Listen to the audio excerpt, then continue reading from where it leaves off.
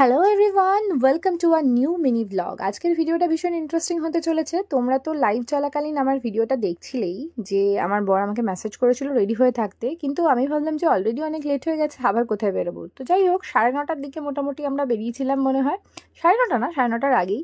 তো যেহেতু বর বললো, আমি একটু ড্রেসটা ফট করে চেঞ্জ করে যেভাবে ছিলাম ওইভাবেই বেরিয়ে গিয়েছি। লাইভের জন্য একটু লিপস্টিকটা একটু পরাই ছিল, যাই হোক। তো ভাবলাম যে কোথায় যাব, অলরেডি ডিনার তো বাড়িতে বানানোই হয়ে গিয়েছিল, তাই জন্য ডিনার বাইরে করা হয়নি।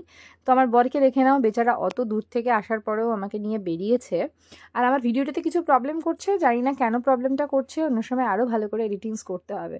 তো যাই হোক, দেখো আমরা গিয়েছিলাম প্রথমে লং ড্রাইভে, আমরা প্রথমে গিয়েছিলাম, ঠিক আছে। ভিডিওটাতে যেহেতু প্রবলেম করছে আমি বুঝতে পারছি না সাউন্ড তোমরা ঠিকঠাকভাবে পাচ্ছ কি না, একটু কেটে কেটে যেতে পারে, বাট এটা একদমই ঠিক আছে, কোনো রকমের প্রবলেম নেই। তারপরে আমরা কিনেছিলাম হচ্ছে গিয়ে কর্নেটো, অ্যান্ড আই লাভ ইট। আমার খুব ভালো লাগে কর্নেটো খেতে, তো সেটাই খাচ্ছিলাম। খেতে খেতে কোথায় যাব ঠিক করছিলাম।